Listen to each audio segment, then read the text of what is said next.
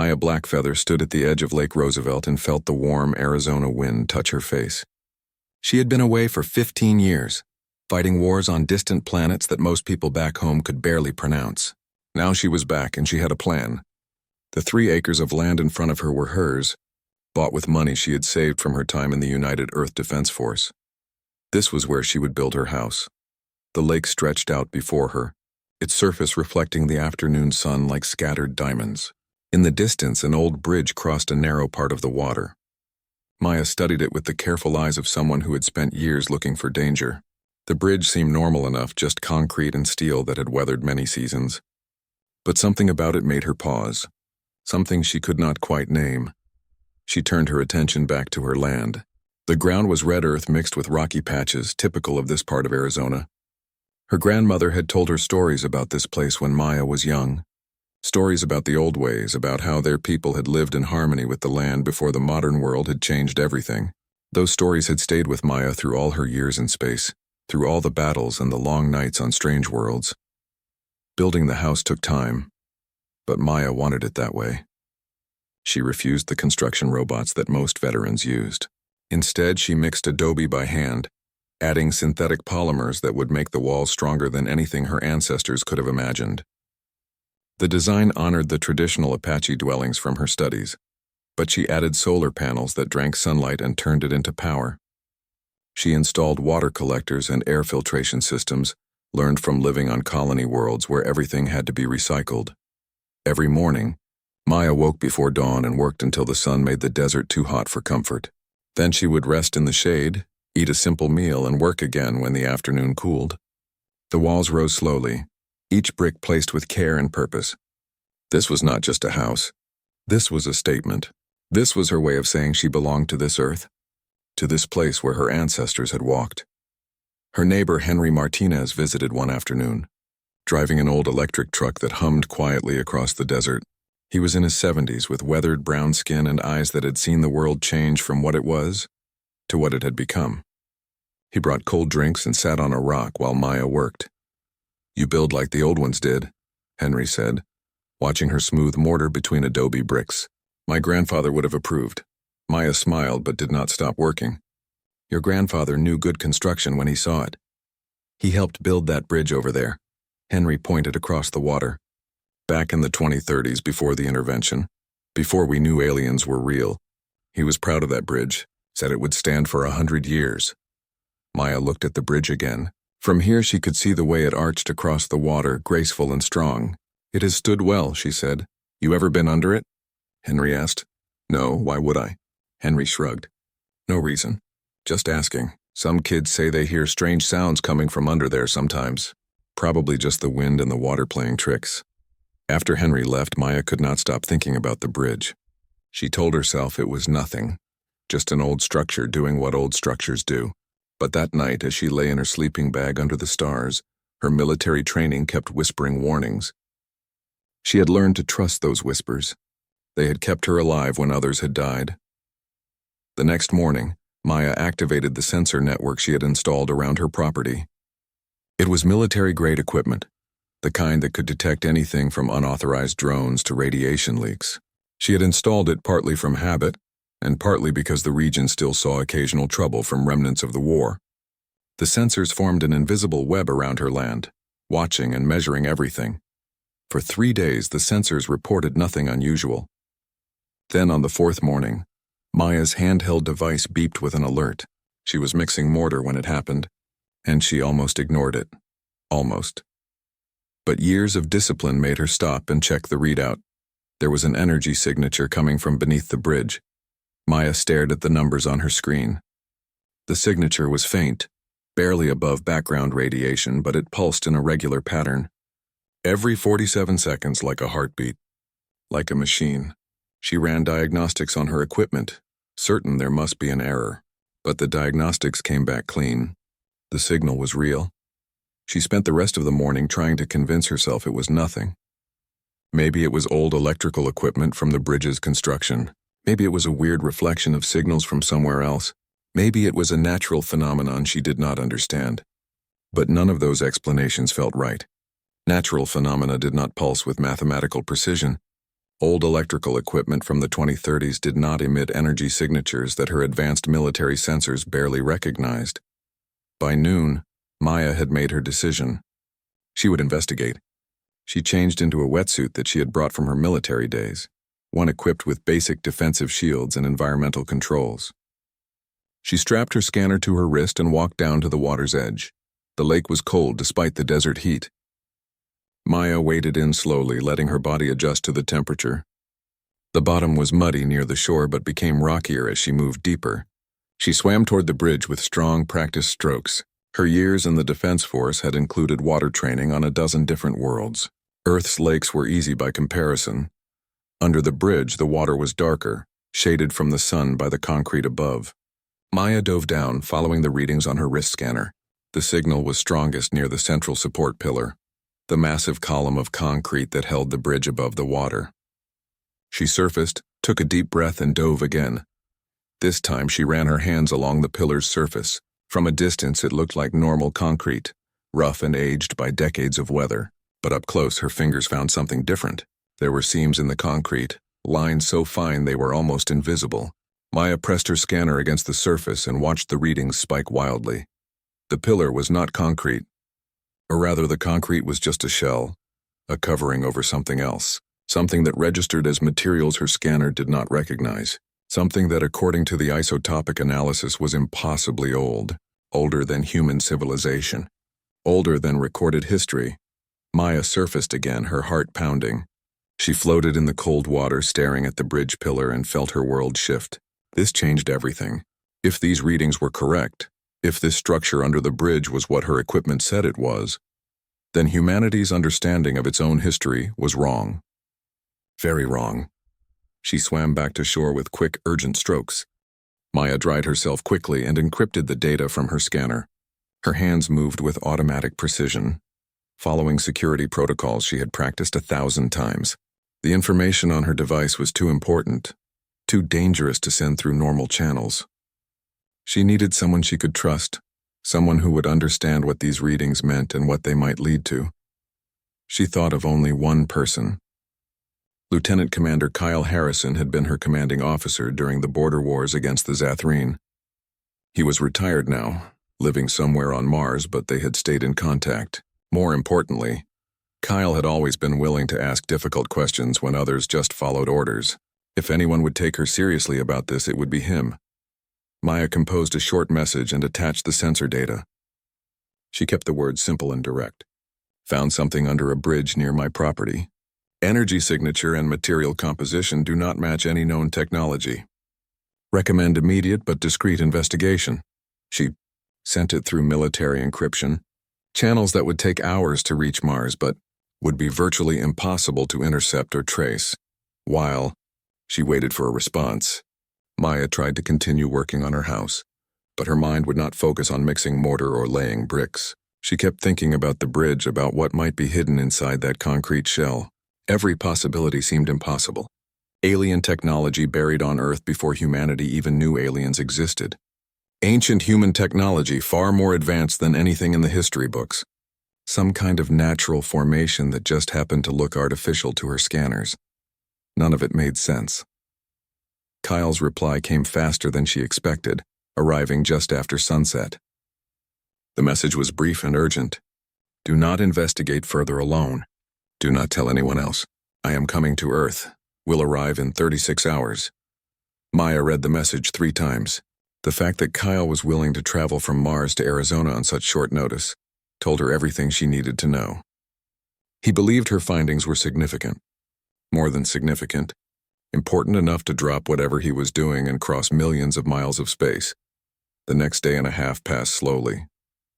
Maya forced herself to maintain her normal routine, working on her house, eating meals at regular times, even chatting with Henry Martinez when he stopped by with fresh vegetables from his garden. She did not mention the bridge or her discovery. To anyone watching, she was just another veteran building a quiet life after years of service. But at night, she could not sleep. She lay in her sleeping bag and stared at the stars, thinking about all the worlds she had seen out there. She had walked on planets where the sky burned purple. She had breathed air created by machines older than human space travel, She had seen ruins left by civilizations that had risen and fallen before humanity discovered fire. The galaxy was full of mysteries. But this mystery was different. This one was on Earth in the land of her ancestors. Kyle arrived exactly 36 hours after sending his message. His transport came in low and fast, the kind of approach that avoided most tracking systems. Maya watched him land in the clearing behind her house, kicking up red dust in the engine wash. He climbed out of the cockpit moving like a man 20 years younger than his actual age. Military discipline and regular enhancement treatments kept veteran soldiers in fighting shape, long past normal retirement age. They did not waste time on greetings. Maya led him directly to the bridge, both of them carrying scanning equipment. The sun was setting, painting the lake in shades of orange and red. To any observer, they might have been two friends enjoying an evening walk. But their eyes were hard and focused, and their hands never strayed far from the equipment. At the water's edge, Maya showed Kyle the readings she had taken. He studied them in silence, his jaw tight. Then he looked at the bridge, then back at the scanner, then at Maya. "You are certain about the age dating," he said. It was not quite a question. The equipment does not lie. That material under the concrete is at least 12,000 years old, probably older. Kyle was quiet for a long moment. Then he said, "The council will want to bury this. You understand that. They have spent 60 years convincing the galaxy that humanity is rational and stable, finding out that aliens visited Earth in prehistoric times that will raise questions they do not want to answer. Then we do not tell the council." "Not yet." Kyle looked at her sharply. "You're talking about conducting an unauthorized investigation of what might be alien technology. That could be considered treason." "I am talking about finding the truth before bureaucrats and politicians turn it into something else," Maya replied. "Once we know what this is, then we can decide how to handle it. But if we report it now, this site will be locked down and classified for decades." "You know I am right." Kyle sighed, but Maya could see he was already convinced. "I know some people. Scientists who can be trusted to keep quiet and move fast. We will need specialists in xenoarchaeology, ancient energy systems, and materials analysis." "Can your property support a small research team?" "Yes, we can set up equipment behind my house. To anyone watching, I am just doing foundation work." "Good. Give me 48 hours to make contacts and arrange transport. And Maya, if this turns out to be what I think it is, everything is going to change. For you, for Earth, for humanity's place in the galaxy. Are you ready for that?" Maya thought about her ancestors, about the stories her grandmother had told her, stories about spirits in sacred places, about things hidden in the earth waiting for the right time to be found. Maybe this was that time. Maybe this was why she had been drawn back to this place after all her years among the stars. "I am ready," she said. Over the next 2 days, Kyle's specialists arrived one by one. Dr. Lisa Chen came first, a xenoarchaeologist who had studied ruins on 15 different worlds. She was young, barely 40, with sharp eyes that missed nothing. She set up her equipment without asking unnecessary questions, taking readings and samples from the water around the bridge. Dr. Peter Hughes arrived next, an expert in ancient energy systems who had spent 20 years reverse engineering alien technology for the military. He was older, gray-haired and quiet, but his hands were steady and his mind was sharper than most people half his age. The last to arrive was Carmen Rodriguez, a materials scientist whose work on adaptive armor had saved thousands of lives during the war. She brought equipment that could analyze molecular structures at the atomic level, machines so sensitive they could detect individual isotopes. Together, the 5 of them worked through the nights when casual observers would not notice. They used low-signature equipment that would not show up on satellite scans. They took turns sleeping and working, maintaining constant vigilance. And slowly, carefully, they began to cut through the concrete shell that hid the bridge pillar's secret. The breakthrough came on the 4th night of excavation. Carmen had been working with a plasma cutter, carefully removing the concrete shell layer by layer. The work was slow and precise, each cut measured to avoid damaging whatever lay beneath. Maya stood in the water beside her, holding lights and monitoring the scanning equipment. When the cutter finally penetrated the inner layer, there was a soft hiss of escaping air. The sound was barely audible over the lake's gentle waves, but everyone froze. Air meant a sealed chamber. Air meant something had been preserved inside, protected from the elements for thousands of years. Lisa moved forward with her atmospheric scanner, taking readings from the small opening. The air inside is strange, she said quietly. It has noble gases in concentrations that do not occur naturally. Xenon, neon, argon, and others I am not even sure about. This chamber was sealed deliberately, and whatever is inside was meant to be preserved. They widened the opening carefully over the next 2 hours. Every cut was measured. Every piece of removed shell was catalogued and stored. Military discipline and scientific precision merged into a ballet of focused attention. When the opening was finally large enough for a person to enter, they set up portable lights and looked inside. The chamber was not large, perhaps 20 feet on each side.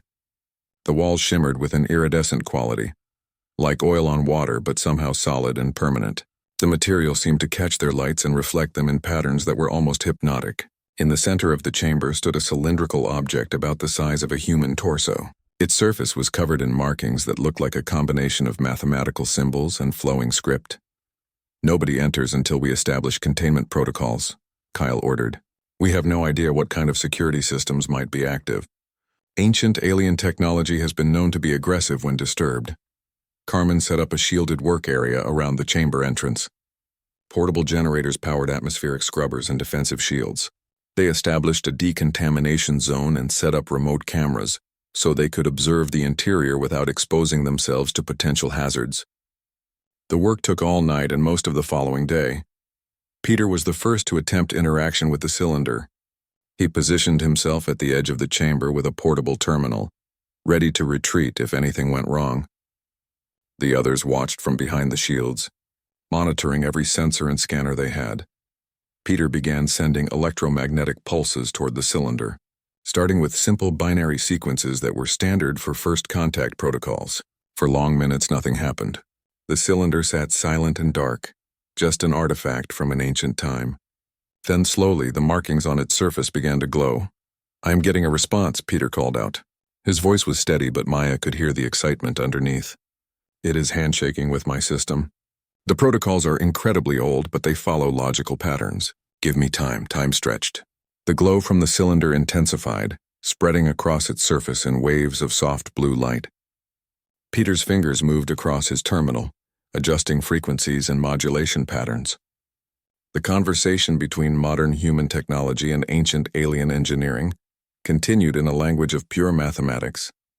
Then the air above the cylinder shimmered and twisted. Reality seemed to fold in on itself for a moment before stabilizing into a holographic projection. The figure that appeared was humanoid, feminine in form, with dark hair and features that could have belonged to many of Earth's indigenous peoples. Her clothing seemed to flow like liquid, shifting colors and patterns as she moved. Her eyes held a depth that suggested intelligence far beyond human normal. When she spoke, the words came not through sound but directly into their minds. The translation was perfect, immediate, and unsettling. This was technology that humanity had barely theorized about, much less mastered. "If you are seeing this," the figure said, "then you have reached sufficient technological sophistication to understand what I must tell you. I am Nala of the people who came before. What you call Earth was once our sanctuary, and what you call humanity was once our greatest hope." Maya felt the words settle into her consciousness like stones dropping into still water. Around her, the others stood transfixed, watching and listening. No one moved. No one spoke. They barely breathed. "We were called the Anemoa," Nala continued. "We came from a world your astronomers have not yet discovered. A planet orbiting a star you call Wolf, 1061. 12,347 of your years ago. We arrived on Earth, fleeing a war that had consumed half the galaxy. The hologram changed, showing star maps from perspectives none of them had ever seen. Constellations twisted into unfamiliar patterns, and markers indicated locations that meant nothing to human astronomy. The war we fled was ancient and terrible," Nala said. "It was fought between two civilizations so old that your current galactic neighbors have forgotten they ever existed. We called them the Architects and the Devourers. The Architects created and built, spreading life and complexity across the galaxy. The Devourers consumed and simplified, reducing everything to base elements and empty space." Images flashed through the hologram. Ships of impossible design, cities that seemed grown rather than built, weapons that bent space and time, then destruction, planets cracking open, stars going dark, fleets burning in the void. We came to Earth because it was remote and because it harbored primitive life that showed promise, Nala explained. We intended to hide here, to preserve our knowledge and our culture until the war ended. We built sanctuaries like this one across your world, in places we hoped would remain stable through the ages. We taught the early humans basic agriculture and astronomy, small gifts to help them survive and develop. Lisa stepped forward, unable to stay silent any longer. What happened to the Devourers? Did they find you here? The hologram turned to face her, and Maya felt a chill despite the warm night air. Nala's expression was grave. Yes, they found us. There was a battle in the space above this world, a battle that lasted 3 days and 3 nights.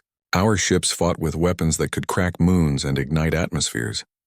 The Devourers brought horrors from beyond normal space, things that should not exist in a rational universe. In the end, we won, but at terrible cost. Our fleet was destroyed. Our people were reduced to a handful of survivors. Kyle asked the question they were all thinking. What happened to the survivors? Where did they go? Some left Earth, seeking other refuges among the stars. Others chose to remain, living quietly among the humans they had helped. They took human names, human forms, and slowly faded into your species. Their descendants are your descendants now. The blood of the Anawa flows in many human veins, though most do not know it. Maya felt something click into place in her mind. The old stories her grandmother had told, about people who came from the stars and taught the ancient ones. Stories she had always thought were myths or metaphors, but what if they had been history? The hologram of Nala remained still, waiting for them to process what she had revealed. Carmen was the first to speak again, her voice shaking slightly. You said you won the battle, so the Devourers are gone. They were defeated. Nala's expression did not change, but somehow her presence seemed heavier. We did not destroy them. No one could destroy them. The Devourers are not a species as you understand the term. They are something older, something that exists partially outside normal space and time. We wounded them severely, damaged them so badly that they fled into dimensional spaces where our weapons could not follow, but we could not end them. Peter adjusted his equipment, recording every word and every data stream coming from the cylinder. Then where are they now? What happened to them after the battle? We trapped them, Nala said.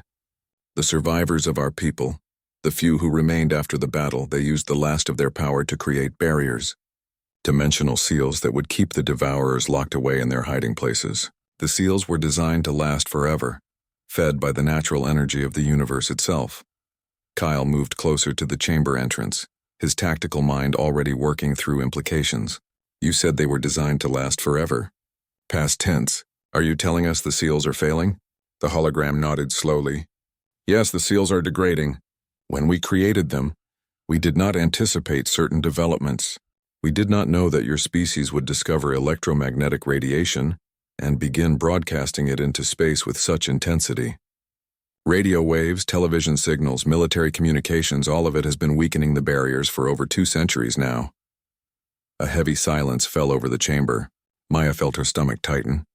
She had spent 15 years fighting wars that had seemed important at the time, conflicts over resources and territory and ideology. But those wars were nothing compared to what Nala was describing. How long? Lisa asked quietly. How long until the seals fail completely?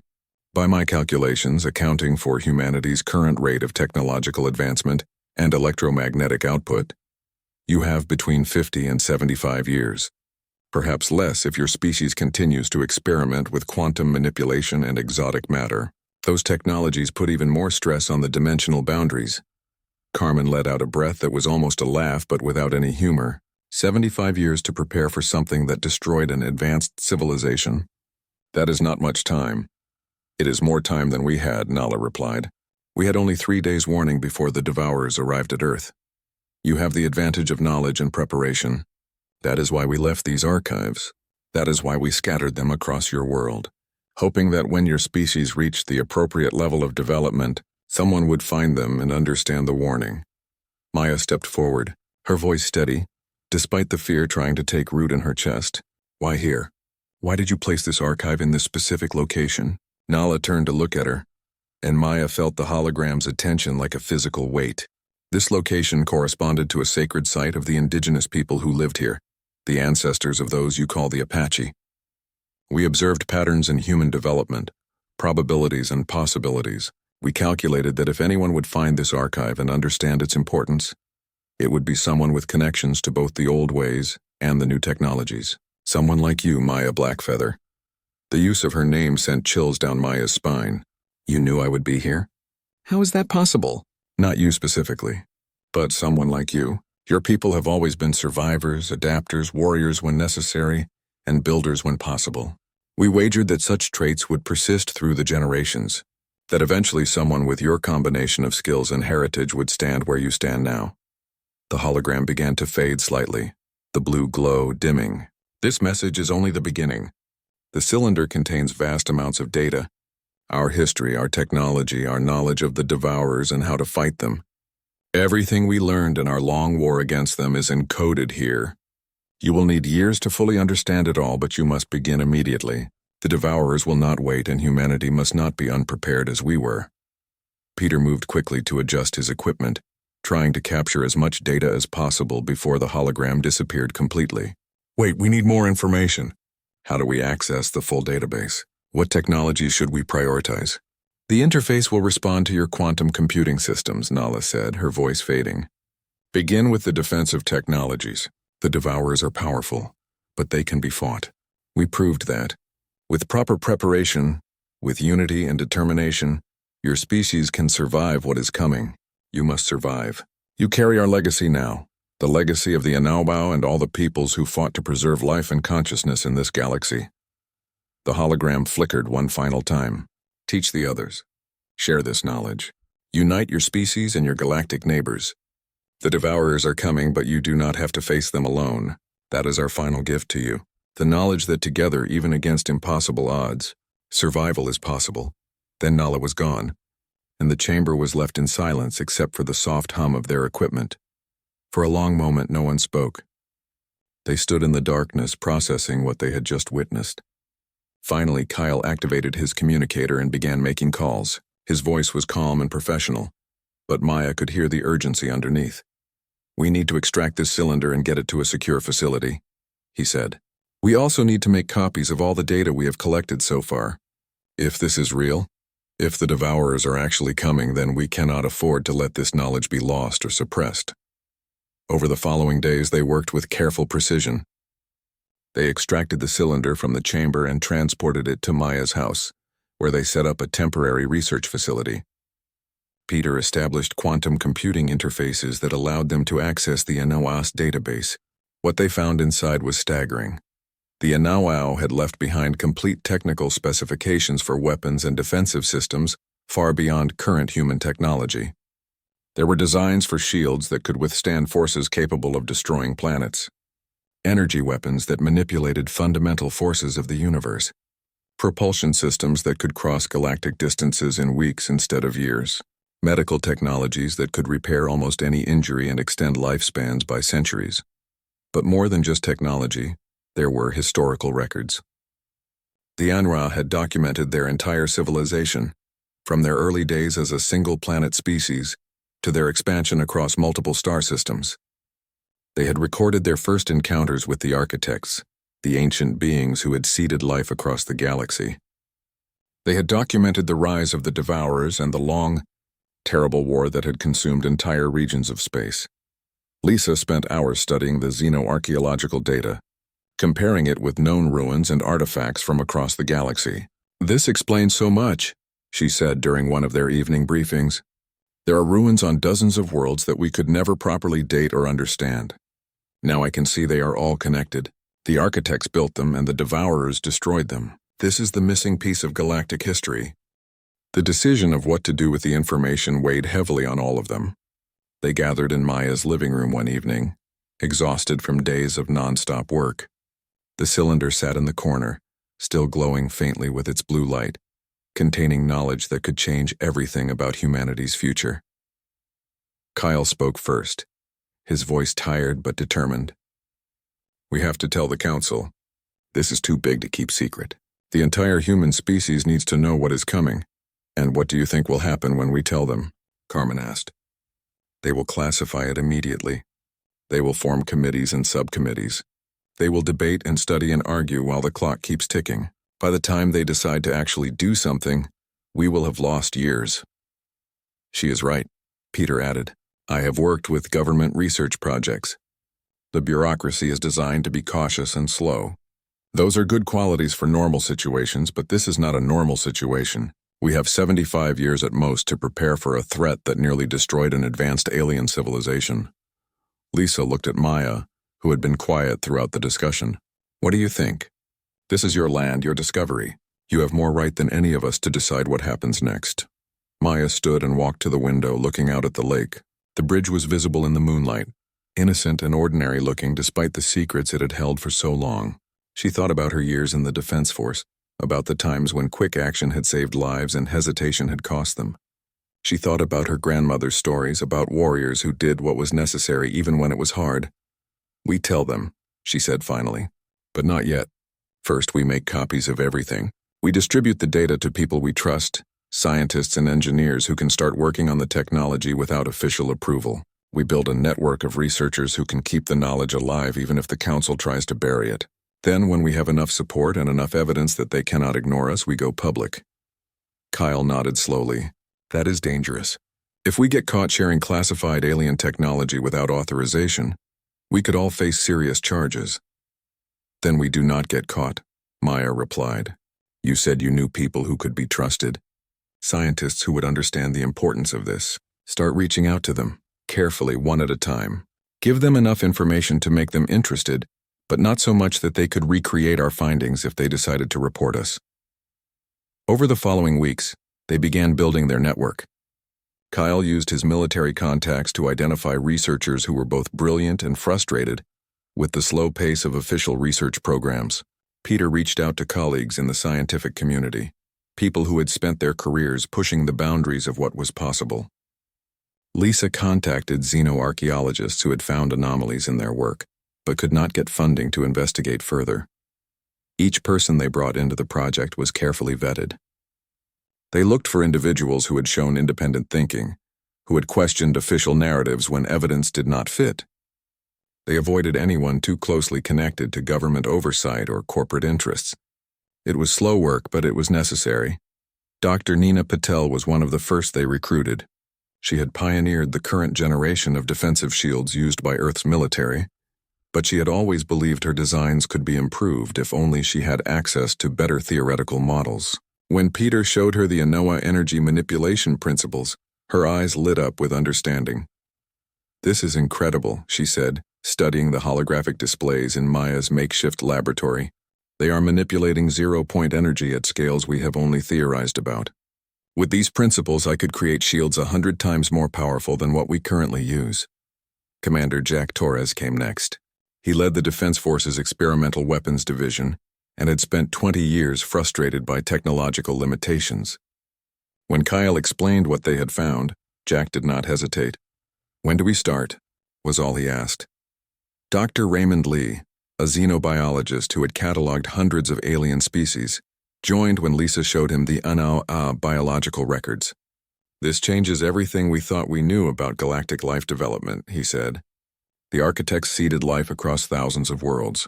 They are the reason so many species share similar biochemistry. And the devourers are the reason so many of those species went extinct before reaching technological maturity." Within 2 months, they had assembled a team of 30 researchers working in secret across Earth and the colonies.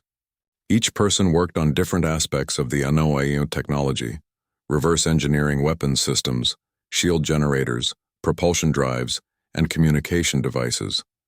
They published their findings as original research, hiding the alien origin of their breakthroughs in carefully crafted academic papers. The progress was remarkable.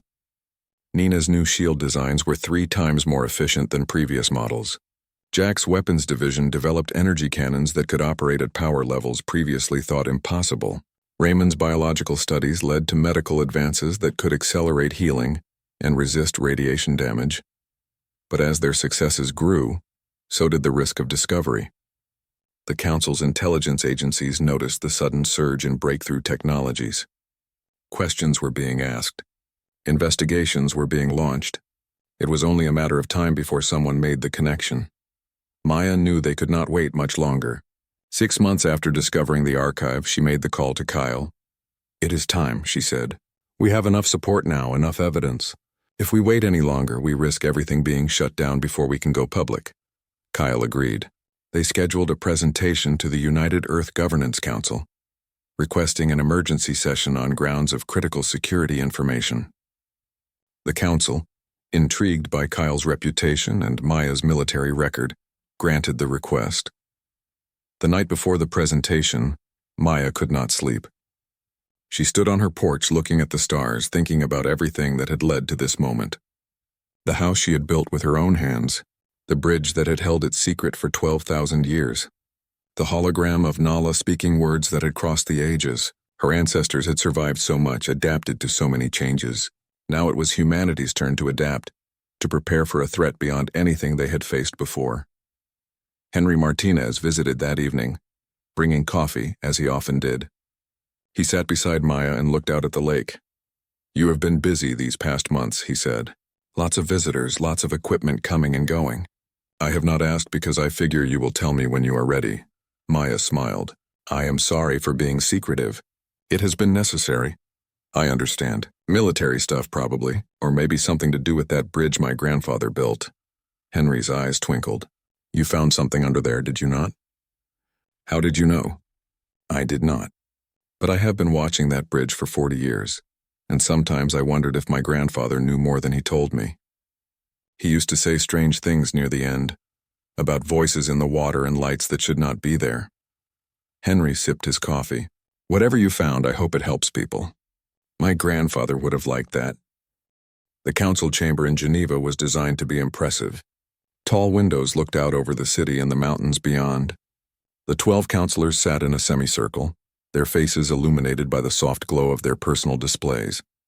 Behind them, the flags of United Earth and its member nations hung in neat rows.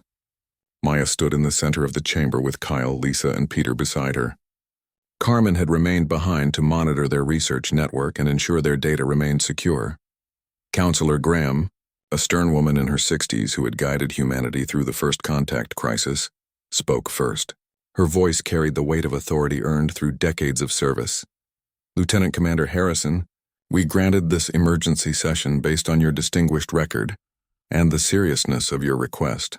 We trust you would not waste the Council's time. What information do you have that requires such urgency?" Kyle stepped forward and activated the holographic projector they had brought.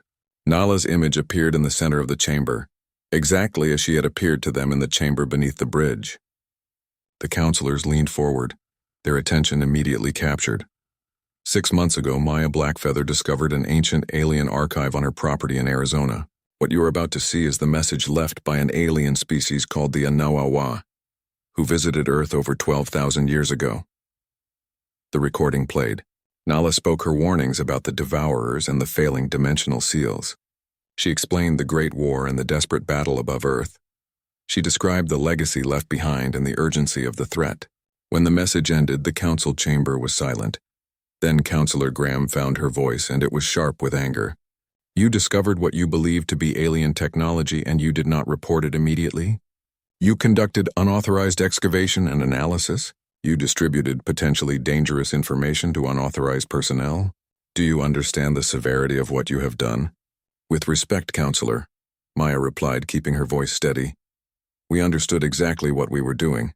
If we had reported this through proper channels 6 months ago, how long would it have taken for authorization to investigate? How many committees would have needed to review the findings? How many years would have passed while politicians debated whether the threat was real?" "That is not your decision to make," another counselor interjected. "We have protocols for a reason. Chain of command exists to prevent reckless actions that could endanger everyone." Peter stepped forward, activating a secondary display. "We have verified Nala's claims. We found debris in orbit, fragments of exotic matter that date to approximately 12,000 years ago. We have analyzed impact sites on the Moon and Mars that match the energy signatures described in the Anawawa weapons database. We have detected the dimensional barriers Nala mentioned, and we can confirm they are degrading exactly as she predicted." Lisa added her findings. "I have compared Anawawa historical records with archaeological sites across the galaxy. The patterns match. There are ruins on dozens of worlds that suddenly make sense when viewed through the lens of this ancient war. The evidence supports everything Nala told us. Even if we accept that this threat is real, Counselor Graham said, her tone slightly less hostile, you still acted outside proper authority. You shared potentially dangerous technology with civilians. You created a shadow research network that answers to no oversight. How can we trust that you have not compromised security or created new risks? Kyle's response was blunt. Because we knew you would react exactly like this. You would classify everything, lock it away, and spend years studying the problem while the clock keeps ticking. We have already lost 6 months. We cannot afford to lose more time. What you call caution, we call wisdom, another counselor said. Humanity has survived this long by thinking carefully before acting. Your cowboy approach could have unleashed forces we do not understand. Or it could have saved humanity from extinction, Maya countered. The Anawa were more advanced than we are now, and the Devourers nearly destroyed them. We have 75 years at most to prepare. That is not much time to develop entirely new technologies and defensive strategies. The debate continued for 3 hours. The counselors questioned every aspect of their investigation, every decision they had made, every piece of evidence they had gathered. Some were openly hostile, accusing them of treason and recklessness. Others were more pragmatic, recognizing that regardless of the methods used, the information was now available and had to be dealt with. Finally, Counselor Graham called for a recess. The council withdrew to deliberate in private. Maya and the others waited in an adjacent room, drinking coffee and saying little. The tension was thick enough to cut with a knife. When they were called back 2 hours later, Counselor Graham's expression was unreadable. The council has reached a decision, she announced. We accept that the threat described by the Anao is real and requires immediate attention. We also recognize that your unauthorized actions, while technically violations of protocol, have provided humanity with crucial information and a significant head start on preparing for this threat. Maya felt some of the tension leave her shoulders, but she knew there was more coming. However, Graham continued, we cannot simply ignore the chain of command violations and unauthorized distribution of alien technology. Therefore, we are implementing the following measures. First, all research related to the Anamai technology will be brought under official oversight, but with accelerated approval processes. Second, the researchers you have already recruited will be granted retroactive authorization and integrated into a new division of the Defense Force. She paused, looking directly at Maya. Third, we are creating the Deviant Threat Response Initiative, a new organization dedicated to preparing for the Devourer's return. Lieutenant Commander Harrison will serve as military director. Maya Blackfeather, you will serve as civilian director. Together, you will coordinate all efforts related to this threat. Kyle exchanged glances with Maya. This was better than they had hoped for, but it came with strings attached. The council will maintain oversight, Graham added, but we understand the need for speed and flexibility. You will have authority to make decisions without waiting for full council approval, within reasonable limits. You will also have access to significant resources. This is the greatest threat humanity has ever faced, and we will treat it accordingly. Another counselor spoke up. We will also be reaching out to our allies in the galactic community. The Valorians, the Zathrene, and others need to know about this threat. If the Devourers are returning, it affects everyone, not just humanity. Some may not believe us, Lisa warned. The Anao and their war have been forgotten by most species. We may face skepticism or even ridicule. Then we will provide evidence, Graham said firmly. We will share the data, the archaeological findings, the debris analysis. We will make it impossible for them to ignore. Humanity may be young compared to other species, but we have proven ourselves capable. They will listen to us. The meeting concluded with the establishment of immediate next steps. Funding would be allocated within the week. Research facilities would be set up on Earth, Mars, and several colony worlds. The best minds in human space would be recruited to work on the problem. And most importantly, the information would be shared openly with humanity's allies, creating a coalition of species preparing for a common threat. As they left the council chamber, Maya felt exhausted but hopeful. They had taken the first real step toward preparing humanity for what was coming. It would not be easy, and there would be setbacks and challenges, but at least now they were moving forward together. 2 years passed in a blur of constant work. Maya's house by the lake became the symbolic center of the Deviant Threat Response Initiative, though the actual operations were spread across dozens of facilities throughout human space. She spent most of her time traveling between research stations, coordinating efforts and solving problems. But she always returned to the house, to the bridge, to the place where everything had started.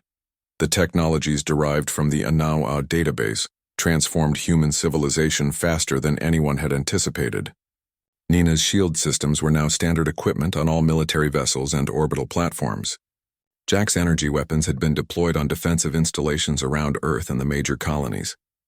New propulsion systems allowed ships to cross distances that once took months in just weeks. Medical advances extended human lifespans and made injuries that would have been crippling into minor inconveniences. But the most significant changes were not in technology alone. The revelation that aliens had visited Earth in prehistoric times, that they had influenced human development and fought a desperate battle in the skies above the planet, fundamentally altered humanity's understanding of itself. The old debates about whether humans were alone in the universe seemed quaint now. The new questions were deeper and more troubling. Lisa had spent months studying the genetic data left by the Anwar. She confirmed that Nala's claim about interbreeding was accurate. Approximately 15% of humans carried genetic markers that could only have come from the Anwar. The markers were subtle, affecting things like pattern recognition, spatial reasoning, and resistance to certain diseases. The traits had spread through humanity over hundreds of generations, becoming part of the baseline human genome. In a very real sense, Lisa told Maya during one of their weekly briefings, all humans are descendants of the Anwar now. Their legacy is not just in the technology they left behind, but in our very DNA. The news had been controversial when it was made public. Some people embraced their connection to the ancient aliens, forming groups dedicated to studying Anwar culture and philosophy. Others rejected it, insisting that humanity's achievements belonged to humans alone. But most people simply absorbed the information and moved on, focused on the more immediate concern of preparing for the devourers. The galactic community's reaction had been mixed. The Valorians, an old and cautious species, had their own fragmentary records of the Anwar and the ancient war. They contributed their knowledge and resources willingly, recognizing the threat. The Zathreen, still rebuilding after their conflict with humanity, were initially skeptical but became convinced after examining the evidence. They offered their expertise in dimensional physics, which proved crucial for understanding how the devourers might breach the failing barriers. Other species came forward with their own pieces of the puzzle. The Kalari had legends about the architects, the beings who had seeded life across the galaxy.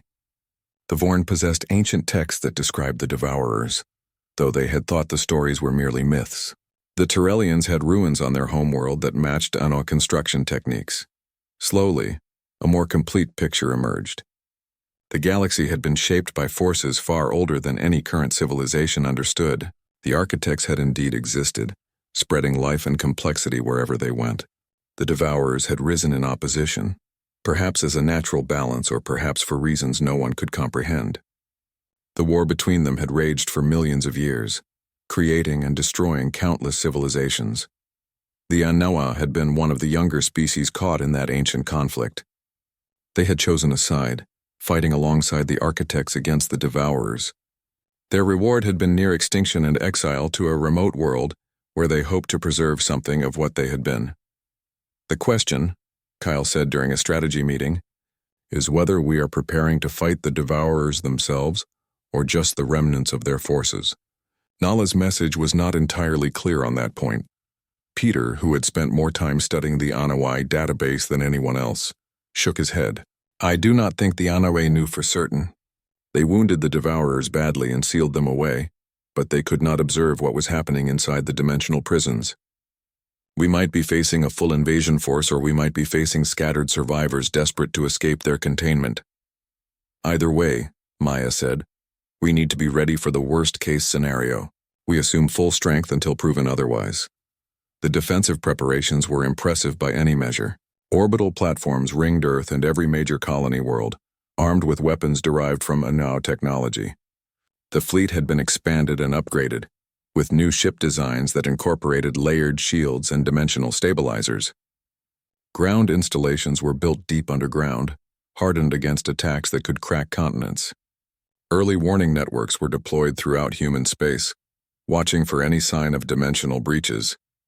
But technology alone would not be enough. The Inuau had possessed superior technology and they had barely survived. What they had lacked, what had nearly cost them everything, was unity and coordination. The species of their era had fought the Devourers separately, each thinking they could win alone. By the time they understood the need to work together, it was almost too late. Humanity was determined not to repeat that mistake. The Deviant Threat Response Initiative coordinated not just human forces, but a coalition of species from across the galaxy. Joint training exercises were conducted. Communication protocols were standardized. Command structures were integrated. It was messy and complicated, with countless cultural misunderstandings and practical difficulties. But slowly the coalition became more than just an alliance on paper. It became a genuine fighting force. Maya found herself in an unexpected role as one of the coalition's primary coordinators. Her military experience and her connection to the Inuau legacy gave her credibility with both human and alien commanders. She spent her days mediating disputes, solving logistical problems, and planning defensive strategies. It was exhausting work, but it was also necessary. On a quiet evening, almost exactly 2 years after finding the archive, Maya stood on her porch and looked at the bridge. Crews had reinforced the structure and installed monitoring equipment, but it still looked much as it had when she first arrived.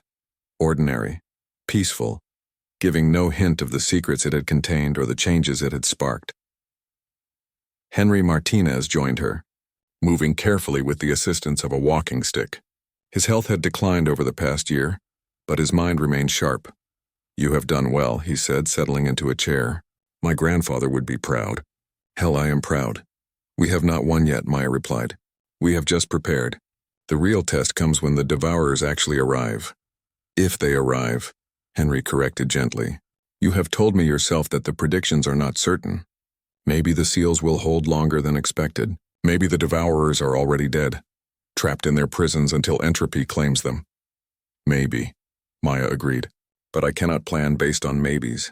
I have to plan based on the assumption that they are coming and that they are as dangerous as the Anoa feared." Henry nodded. "That is what makes you a good leader. You prepare for the worst and hope for the best." He paused, looking out at the lake. "Have you thought about what happens after? If you defeat the Devourers, if humanity and its allies win, what comes next?" Maya had not thought much about it. The immediate crisis had consumed all her attention. But Henry's question made her consider the future beyond the threat. "I suppose we keep building," she said slowly. "We take the technologies and the unity we have forged and we use them to make something better. The Inuau left us a gift, not just the means to defend ourselves, but the knowledge to advance beyond what we were. We honor that gift by not wasting it."